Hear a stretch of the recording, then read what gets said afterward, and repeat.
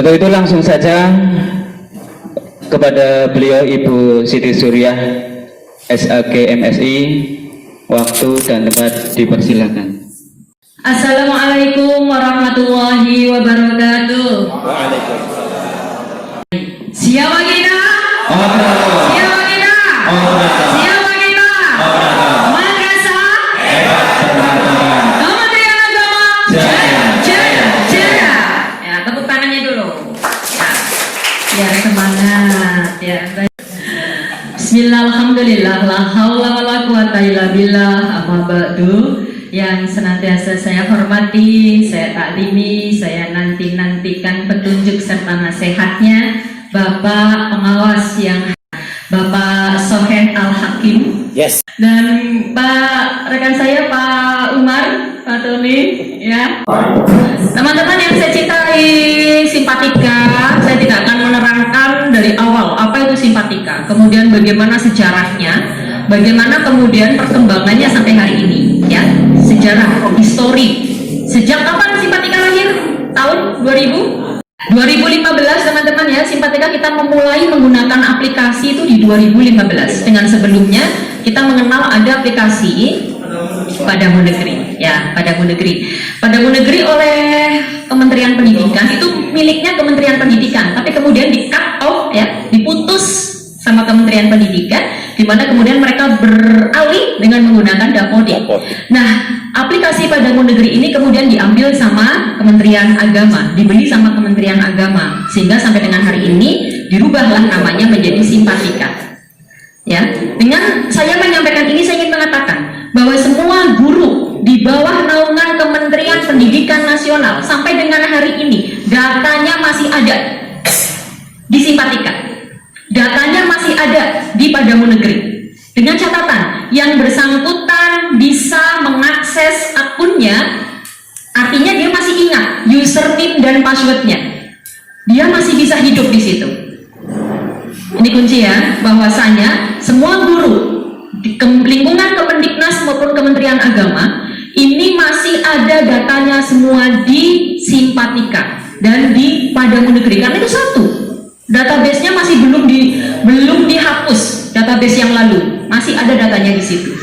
Nanti ada hubungannya dengan apa yang akan saya jelaskan.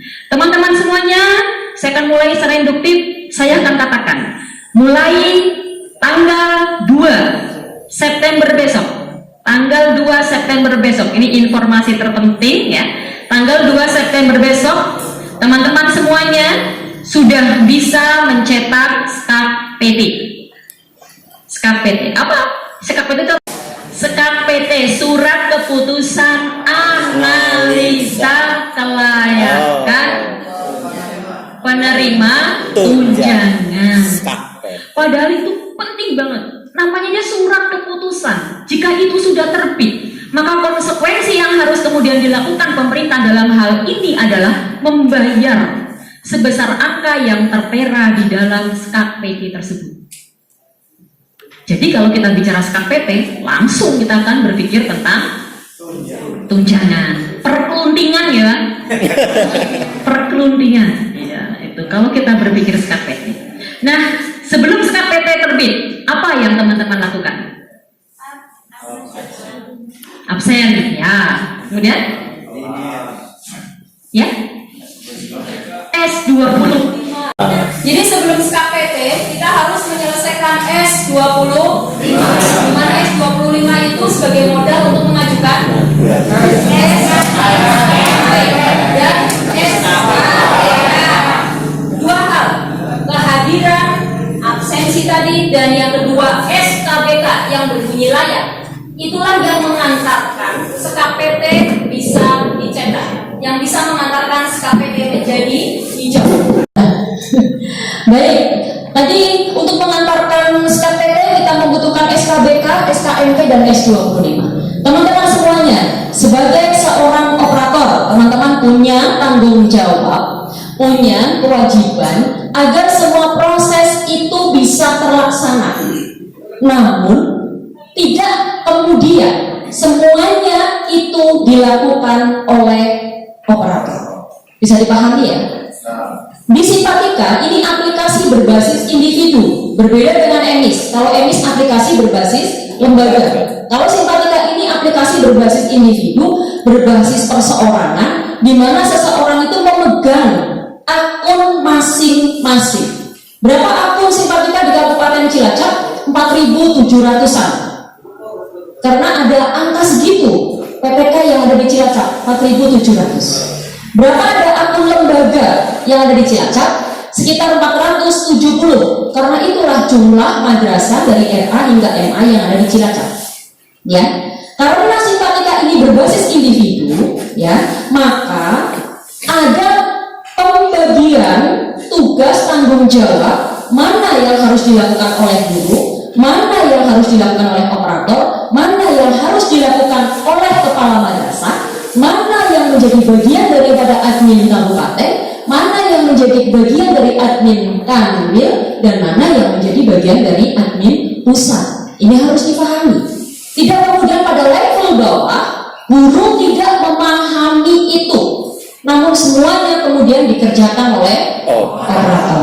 Ini yang kita garis bawahi, ya, bahwa ada pembagian karena Simpatika itu berbasis individu. Admin kabupaten sekalipun, saya login dengan menggunakan individu saya. Admin di tingkat madrasah sekalipun, teman-teman pasti login dengan akun pribadi. Hanya bedanya ketika teman-teman operator login dengan menggunakan akun pribadi, ada dua pilihan, ada PPK, ada madrasah. Ketika teman-teman akan mengolah datanya diri sendiri, teman-teman memilih PPK. Ketika teman-teman akan berfungsi sebagai seorang operator yang mengolah data kolektif dari PPK di madrasah tersebut, teman-teman login dengan menggunakan admin madrasah. Demikian juga saya login dengan diri saya. Nah teman-teman, sebelum mengajukan S25, apa yang harus teman-teman perhatikan sebelum teman-teman mengajukan S25? Pada dasarnya S25 itu keaktifan kolektif. Jadi keaktifan yang diajukan secara kolektif oleh pemimpin lembaga, dalam hal ini adalah kepala madrasah, kepada admin kabupaten agar disetujui dan dinyatakan aktif untuk semua PTK yang ada di bawah lembaganya. Dan ini akan berpengaruh teman-teman, ya, berpengaruh kepada pengawas. Karena pengawas bisa mengaktifkan dirinya manakala semua lembaga binaannya itu sudah mengajukan S25. Jadi kepentingannya ini tidak hanya untuk lembaganya saja, namun juga untuk kepentingan pengawas. Jika teman-teman tidak mengajukan dan pengawas kemudian tidak mendelek, maka pengawas tidak bisa dibayarkan tunjangannya. Ya, tidak bisa dibayarkan tunjangannya. Ini kan efeknya karambol. Jadi teman-teman harus perhatikan itu. Apa sih yang harus kita perhatikan? Yang pertama itu keaktifan diri. Ini nggak tampil. Keaktifan diri, pengaktifan diri PPK masing-masing. Cara mengaktifkannya bagaimana teman-teman? Cetak kartu. Tanda mengaktifkan di Simpatika itu simpel banget. PPK tinggal hanya kemudian login, kemudian klik cetak kartu. Ini sudah dimulai sejak tanggal 3 Agustus kemarin. Yang menjadi pertanyaan saya, siapa yang mencetak kartu PTK di madrasah teman-teman? PTK.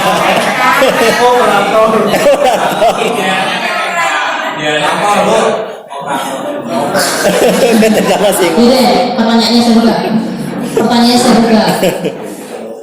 Seharusnya sesuai dengan peraturan, siapa yang mencetak kartu PTK?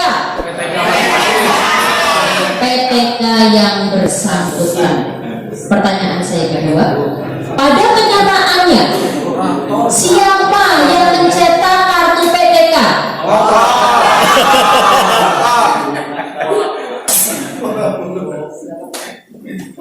Jadi sadar ya. Itu yang seperti itu teman-teman. Teman-teman berusaha untuk melakukan perubahan di masa dan masing-masing. Datang ke PTK-nya. Bu, Pak, tolong ini dibuka.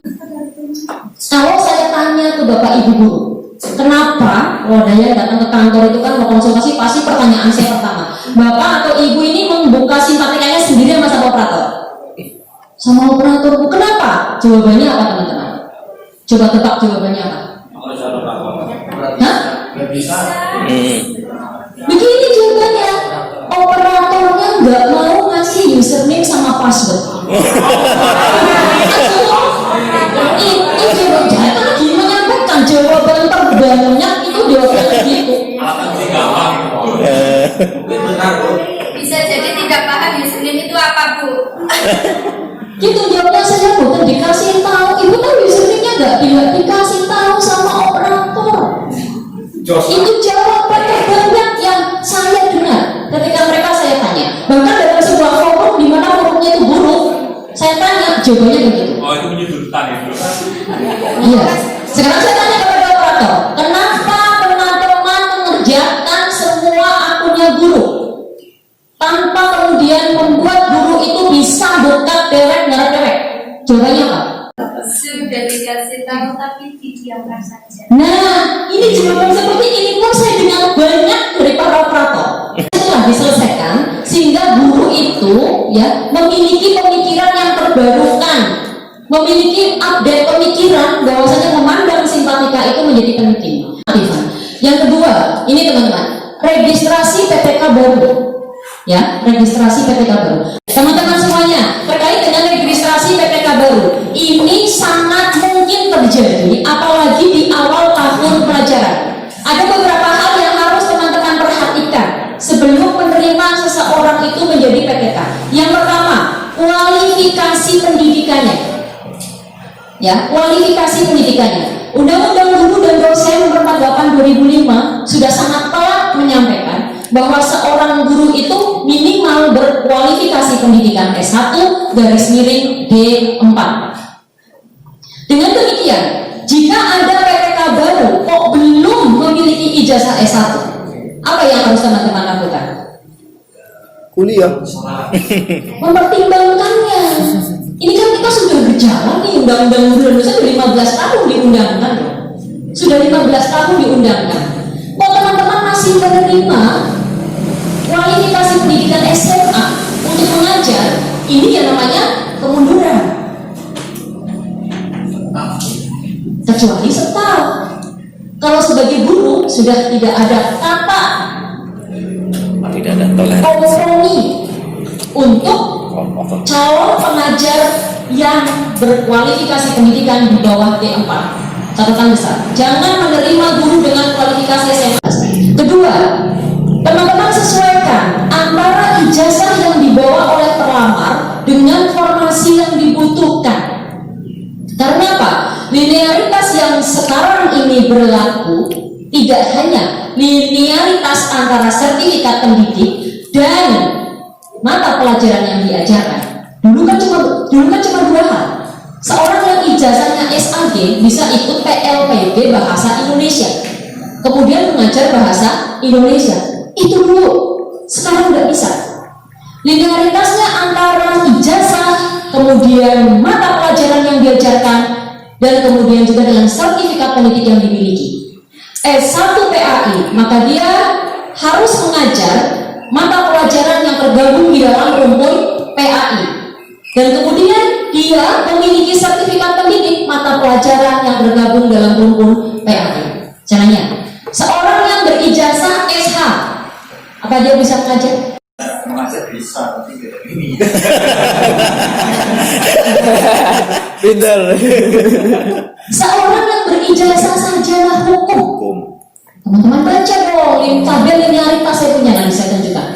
Tabel linearitas ya menunjukkan sarjana hukum bisa linear mengajar mata pelajaran pendidikan warga negara. Kemudian apakah dia kemudian bisa mengakses program PPG? Bisa pada mata pelajaran PKN.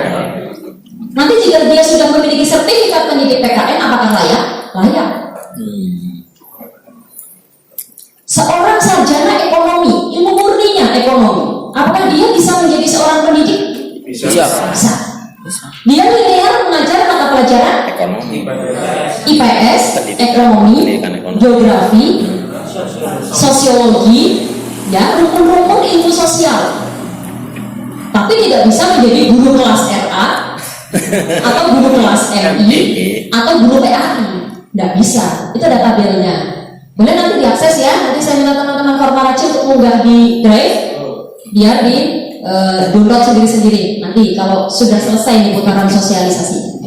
Itu untuk registrasi PTK baru teman-teman harus diberesin dulu sampai teman-teman mengirim S07 sudah S07 yang bermaterai. Kenapa S07 itu bermaterai? Judulnya S07 itu fakta integritas. Itu adalah dokumen pintu gerbang seseorang itu masuk di dalam lingkaran aplikasi resmi PPK di lingkungan Kementerian Agama. Kenapa harus fakta integritas? Karena data awal yang dibenamkan di situ, data awal yang di entry di situ adalah data dasar yang sangat penting, terutama tentang ijazah, legalitas ijazah, itu penting sekali. Kemudian legalitas SK, antara TMP awal sebagai guru dan TMP di Satminkal ini juga berbeda. Ada seorang yang pernah mengajar pada suatu ketika di waktu lampau di suatu tempat, ya, tahun bahwa dia pernah punya SK. Kemudian masuk di madrasah teman-teman. Ditanya, teman-teman wajib nanya, kecuali kalau memang sudah ketahuan dia fresh graduate ya, seperti Mas dari Samsul Huda tadi dan Bening tadi ya, dan kelihatan dari beningnya gitu kan, udah fresh graduate sih. Pasti dia belum pernah ngajar. Tapi kalau orang itu sudah lulusannya sudah agak lama, ditanya, Bapak Ibu pernah ngajar nggak dulu? Oh pernah Mbak, di mana? Di TK kami, TK mana? TK sana, di Sulawesi misalnya. Ibu ada SK-nya? Ada. Ada surat tugas dari kepala madrasah tentang pembagian kelasnya. Ada, masih lengkap saya. Itu bisa dipakai. Aku silang. Sebagai apa? Sebagai data untuk menginput TMT awal sebagai guru. Dan itu nanti akan dihitung sebagai TMT dia, pengalaman dia menjadi guru, dan nanti berefek kepada antrian dalam peserta PPG. Ya. Oke, yang selanjutnya pengelolaan siswa. Sebelum maju S25, hal ketiga yang harus teman-teman perhatikan adalah pengelolaan siswa. Di awal tahun pelajaran kita agak sedikit rempong karena kita harus mengentri nama-nama siswa baru, terkecuali ketika sudah semester kedua. Kita tinggal menambahkan atau mengurangi siswa yang datang dan siswa yang pergi. Yang harus teman-teman perhatikan apa? Data ini jangan sampai berbeda dengan data yang lain yang ada di madrasah teman-teman. Aplikasi ENIS misalnya, jangan dibeda dengan aplikasi itu. Data BOS misalnya, harus sama dengan data BOS. Karena apa? Semua aplikasi yang dibuat oleh Kementerian Agama menjadi bagian ya daripada sumber data untuk penentuan kebijakan pemerintah, untuk menentukan wali kelas juga. Pengelolaan siswa, satu kelas rasio minimal berapa? 15. Cipati-patimuan, ada yang masih kurang dari 15? Ada yang satu kelasnya kurang dari 15? Ada. Yang pertama harus teman-teman pikirkan, hindari kelas itu diajar oleh guru sertifikasi. Dia tidak bermasalah. Tapi jika tidak bisa dihindari, ya, nanti ada proses yang namanya permohonan rasio, dispensasi rasio. Namun dispensasi rasio ini seperti yang dikatakan Pak Kasih kemarin itu berumur maksimal 3 tahun. Kalau sudah 3 tahun minta rasio terus itu ya nanti kita pertimbangkan. Karena harus ada progres.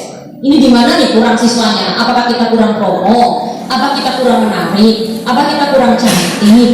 Apa kurang perhatian masyarakat ke kita? Atau karena memang di situ nggak ada anak usia sekolah? Program apa nih yang bisa kita kembangkan? Kira-kira kita bisa melakukan inovasi apa nih agar madrasah kita bisa terlihat lebih menarik oleh masyarakat? Bisa lebih kemudian memberikan kepercayaan kepada masyarakat. Apa nih prestasi kita kurang barangkali?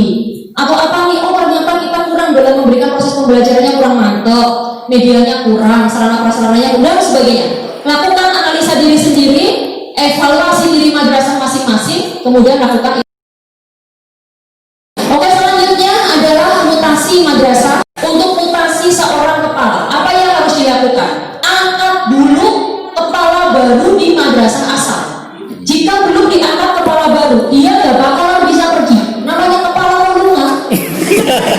Dia mati kafe. Mati kafe. Itulah mengapa ada kendala, dia gak bakalan bisa mutasi karena dia posisinya seorang kepala. Angkat dulu kepala di madrasah asal. Setelah terangkat, ganti kepala ya, nanti saya setujui di akun saya, maka otomatis yang bersangkutan akan berubah statusnya menjadi guru. Si mantan tadi, mantan ya, pindah menjadi, langsung berubah menjadi guru. Ketika sudah menjadi guru, dia bisa memutasikan diri. Gitu ya Mas ya? Selanjutnya, mutasi madrasah induk. Ingat, yang mau mutasi, madrasah yang mau memutasikan, dan madrasah yang mau menjadi tujuan mutasi sama-sama dalam kondisi rei, sama-sama dalam kondisi netral. Selanjutnya, alih fungsi PPK teman-teman ini juga selesaikan dulu.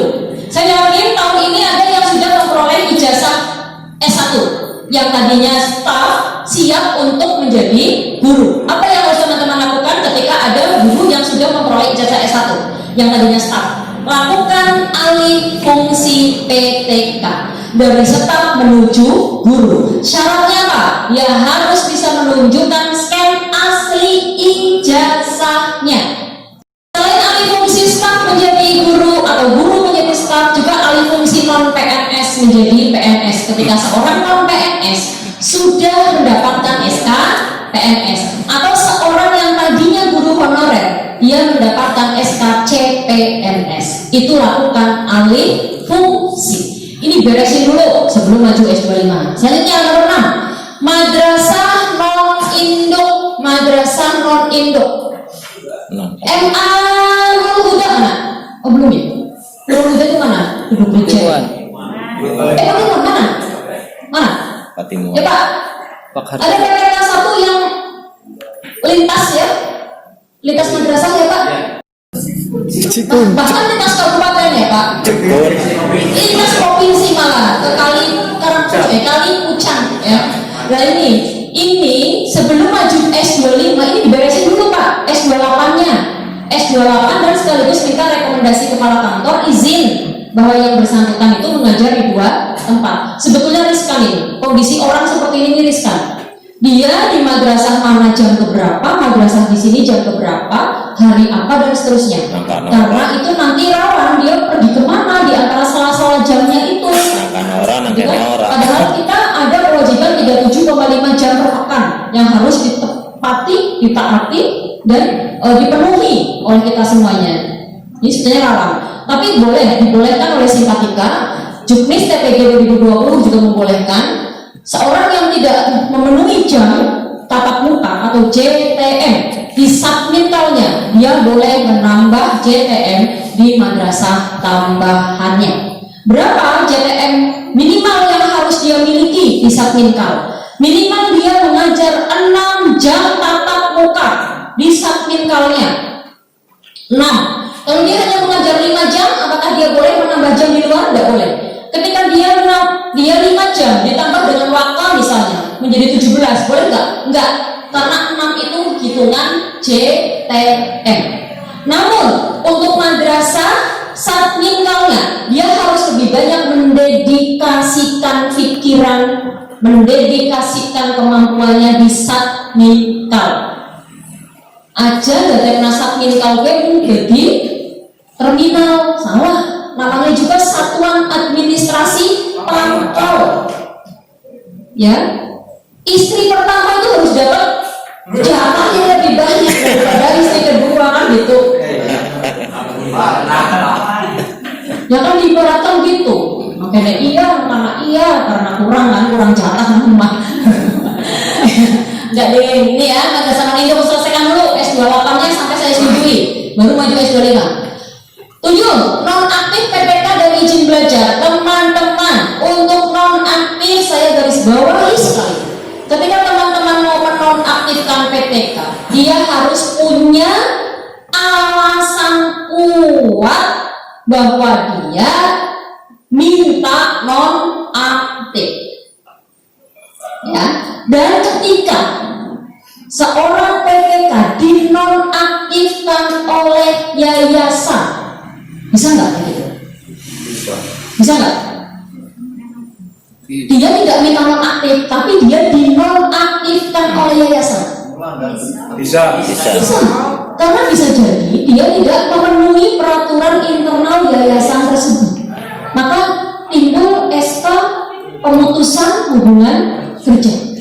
Ketika terjadi seperti itu teman-teman, teman-teman harus mendapatkan pernyataan. Saya sekarang minta pernyataan deh dari PTK yang akan dinonaktifkan, bahwasanya proses penonaktifan itu memang atas kehendaknya dia atau atas kehendak yayasan yang dia terima. Dia menerima keputusan yayasan itu. Karena saya nggak merempong, sudah dinonaktifkan, orangnya ke kantor minta diaktifkan kembali, moni komplain dan sebagainya. Kenapa dia seseorang itu bisa seperti itu? Karena ketika dinonaktifkan, maka mati sudah datanya, Padahal dia sertifikasi nih, kan itu nyaman banget. Dia harus mendaftar baru akhirnya, file NRG baru lagi, dan harus menunggu 2 tahun dulu untuk mendapatkan NPK. Atau jika dia punya NUPTK, dia harus pemulihan NUPTK dulu sampai di Jakarta. Jika dia mau kemudian proses sertifikasinya diakui kembali di sistem. Jadi hati-hati, saya memberikan warning keras. Selanjutnya, mengatur tugas tambahan dan tugas tambahan lain. Tugas tambahan contohnya apa teman-teman? Selain tugas sebagai seorang guru, tugas tambahan kepala madrasah, wakil kepala madrasah, wali kelas, kepala laboratorium, pembina, BK, kepala perpustakaan. Semuanya itu memiliki harga. Berapa harga wali kelas? 6 jam ekuivalensinya. Dikasih 6 jam karena dia menjalankan tugas sebagai seorang wali kelas. Berapa harga wakil kepala madrasah? 12. Wakil kepala madrasah di MTS ada berapa? Maksimal 4. Rombongannya. Ada wakil kepala urusan kurikulum, wakil kepala madrasah urusan kesiswaan, sarana prasarana, dan humas. Berapa wakil kepala madrasah yang boleh diangkat di dalam sebuah madrasah? Tergantung rombongan belajarnya. Berapa harga kepala madrasah? 24. Maksudnya JTM-nya. Berapa harga JTM kepala madrasah? 24 JTM, yang artinya 24 JTM itu adalah batas minimal seseorang layak mendapatkan tunjangan profesi. Yang artinya kepala madrasah orang perlu ngapa-ngapa. Ya Gus Mas Uri. Ujarnya sih, kena teman. Dia tidak perlu melakukan tugas pembelajaran di kelas, penting publik kerja. Itu harganya. Apa itu gratis teman-teman? Tentu tidak. Enak saja gratis. Tentu tidak. Ada harga yang harus dibayar oleh seorang kepala madrasah.